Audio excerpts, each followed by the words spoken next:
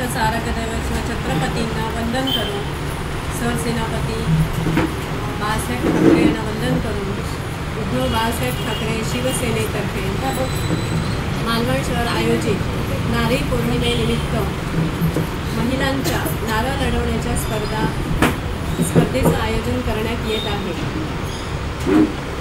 स्पर्धेचं नियोजनाचं स्वरूप जे आहे ते पुढीलप्रमाणे आहे। महिलांसाठी आपला जो पारंपरिक सण आहे नारी पौर्णिमा, व नारी पौर्णिमेनिमित्त महिलांच्या कलागुणांना वाव देण्यासाठी महिलांसाठी खास नारी पौर्णिमेनिमित्त नारळ लढवणे ही स्पर्धेचं आयोजन करण्यात आलेलं आहे।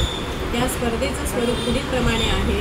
प्रथम पारितोषिक आहे पैठणी आणि सोन्याची नथ, द्वितीय पारितोषिक पैठणी आणि आकर्षक बक्षीसं, तिसरं बक्षीस आहे पैठणी आणि मिक्सर, आणि चौथं जे आहे ते पॉवर फॅन। अशा प्रकारे ह्याचं बक्षिसांचं स्वरूप आहे।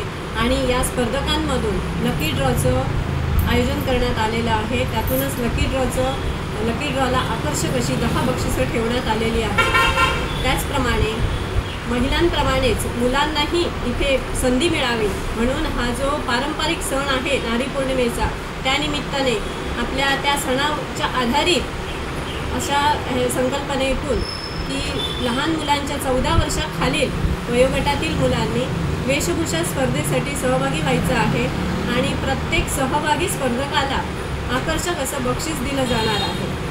अशा प्रकारे या स्पर्धेचं स्वरूप आहे।